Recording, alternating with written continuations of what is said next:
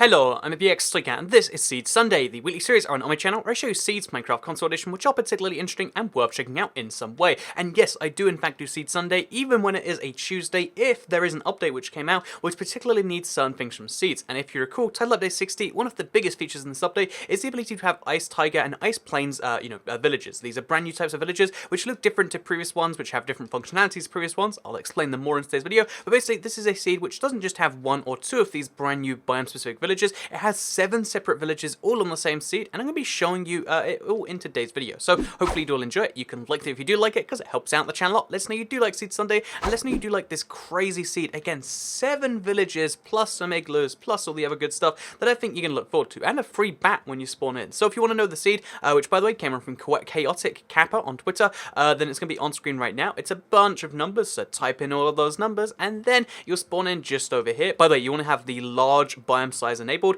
if you want to have the Mega Winter Wonderland seed, which I'm sure you do to get all of these villages. So yeah, large biome size, classic world on Xbox One and PS4, and yeah, if you type that in, then what will actually end up happening is you'll spawn pretty much in the center. Like, this is the closest to a central spawn I think I've had in a while. Like, we're at Z2 and X7. You might even spawn at literally 0, which is the perfect center, which means you can go in any direction if you want to. But if you want to see all the villages, then the first place I recommend is actually to go to the west. So if you head to the west about 100 and something blocks, then you end up at the first village here, and this is an Ice Plains village. So as you can see, it's a pretty interesting village. It's not the best example of one because it doesn't have the room place, but what it does have is a blacksmith chest. Everybody loves themselves a good blacksmith chest, especially this one, because it's going to have, food, which you need when you spawn in, as well as some trees, which you don't necessarily have in this world, and then also some gold, because free gold is always nice. And yeah, then you can see you've got a library over here, we've got a church over here, and it's just a relatively small village that you mostly want to head to get the stuff from, but also it's the first example you'll ever see of a NPC village made out of this. Also, the interesting thing about this, in my opinion, is the fact that, as you can see right here,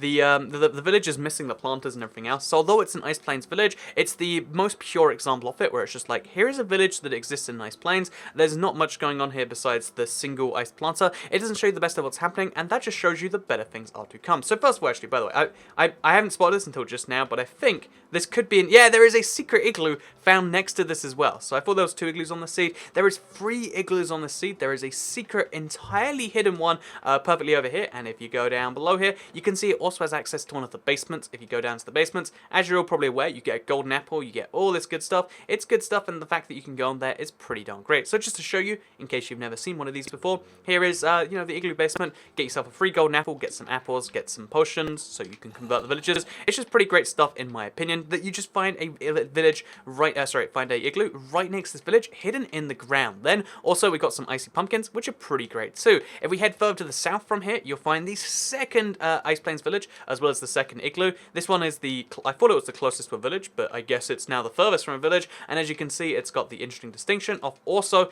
being another, so if we break a couple of blocks, as you can see, we've also got another basement, so more golden apples, more free stuff, more potions, etc. And then also, here is a village itself. So this village is particularly interesting because, as you can see, it's got a lot of planters, and all planters in Ice Plains and Ice Tiger villages are actually like entirely frozen over, and there's no plants on them. This is because the villagers already harvested their crops for the year, and now they're going to go inside and get warm or something. I'm not entirely certain. They're the same villagers, they have the same trades, but the fact that the village has this like kind of second dimension to it is pretty great if you ask me. Oh look, Depth Strider if we want it, that's nice. But yeah, basically there's a bunch of villages around here. It seems like, also by the way, this is just my experience since the update, every single village around here seems to focus on one type of villager. So I found a Nitwit village, for instance. This one seems to have librarians just everywhere, and they all seem to have a book on their second trade, which is incredibly interesting to say the least. Again, this wasn't my experience before, so yeah, this seems like it's changed. It might be a little bit of a secret feature, or it might just be a thing, but either way, it's something you can take advantage of. There's just a full librarian village here, which is something you don't normally find. If we head further to the west, you'll see, by the way, you'll see in east, sorry, but you'll see, interestingly enough here,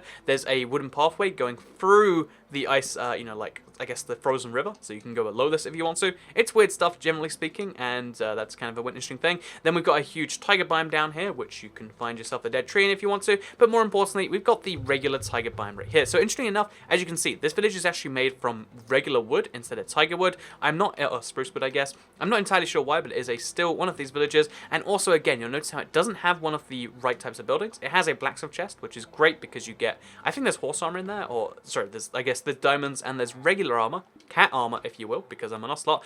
We got some cat armor in there. We got all of that stuff, which is kind of great. But then if we head even further to the east, we find ourselves this ice spikes biome. So this is the, this is the second one on this map. There's 2 of them. This is the bigger one, and it's pretty big because the large biome scale turned on. So yeah, this is a really great place to set down because you get weird stuff like this found here. You get just these really nice places where you get a beautiful view that you don't normally get that you might want to take advantage of this seed for. Then we have this village building over here, and again, notice how they're all missing the particular type of village house they need, or at least that I've seen so far. But we got some iron, we got some bread, we got some all this sort of stuff. And again, this is village number 5, but we'll just move on very quickly to village number 6. I find when there's so many villages, it's hard to like focus too much on each one. But village number, or maybe this is village number 5. But wait, when we get to this village right here, you see how this one has a blacksmith as well. So we got all the blacksmiths in the world, all the iron in the world. But this one then also has, interestingly enough, it has the right type of house to support the villager chests. So you'll notice these houses, because they've got like this slightly backwards point, they look like this from above. And if you go inside, then they have a chest like this. This is because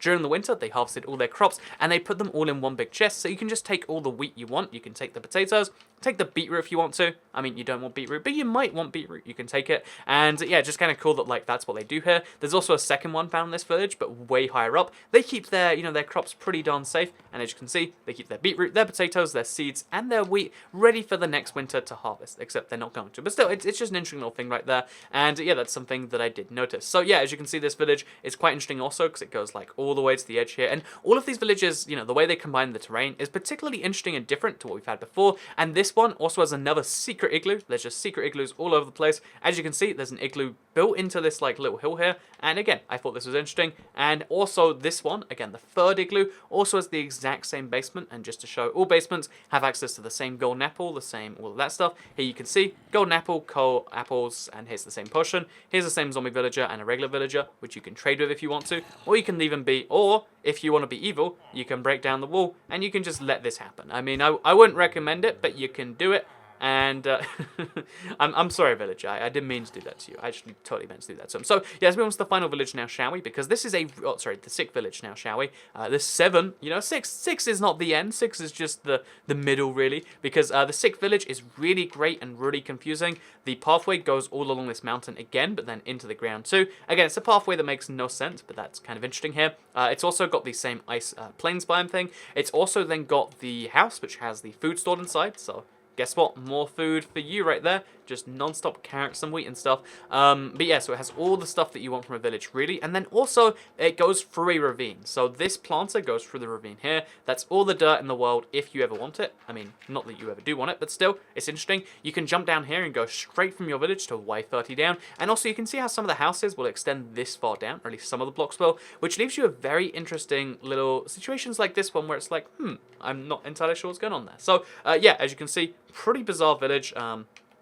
This building intersected with a tree. Like, this is just a very glitchy form of a village. I guess it's a new type of village. The seeds haven't been explored. But still, it's really fascinating to see stuff like this, I think anyway. And that's kind of a crazy little thing. So moving on from this crazy thing to the next one, heading even further to the west from here, we head to the final village. It's number 7. It has another blacksmith, if you'd believe it. So this is like so many blacksmiths by itself. It's a pretty crazy seed on that level. Even more iron, even more of that stuff.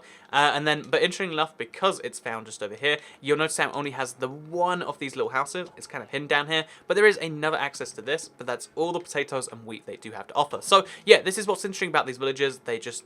Also, this one's made out of sand for some reason. Yeah, that's... I guess there's no control over what they make the plants out of. But yeah, basically the idea behind these places is that they are frozen over. There is no way to properly harvest there, so the villagers stop trying. But I think it's particularly... Oh, this is a very weird little thing. I think it's particularly interesting to see. I think it's particularly interesting to check out. And it's something that if you haven't seen already, then you need to do so. And again, I'm going to recommend this seed in the large biome setup. A few more things before we go, though, because I think that, before you go, it's worth knowing the rest of the seed. There is, quite fascinatingly enough to me, this big ice spikes plan right here, which goes all the way to the edge, which means you have this little situation, because obviously the edge of the world is frozen too. The edge of the world freezes more and more as time goes on. So if you sit here and wait, then you'll see, or in fact, I'll go to the sky, you'll see how, like, as time goes on, more and more ice slowly freezes, and the ice layer, like, goes out a bit. Because only this freezes by default. The outside layer has to slowly freeze in after, but it's in a ice biome, so it will. Also worth noting that you can't actually access this last block of ice, you know, this frozen one right here. You can't do anything with it. The last block you have access to is this one right here, which means, interesting enough, there's a bunch of ice above you, which you can't do anything about or with. And I know, personally, I find that fascinating. Maybe you do too, maybe you don't, but either way, I figured it's something worth showing off before the end of the video. So, I hope you did all enjoy this week's Seed Sunday. You can like it if you did like it, because it helps out the channel and lets know you do like these sorts of seeds. You can share it if you really liked it, and you can subscribe if you're new around here, because I make videos like this one every single day on my channel. And if you subscribe, you'll see them with notifications turned on. You'll see them daily on your homepage. Thank you very much for watching, and I'll see you all next time. Bye.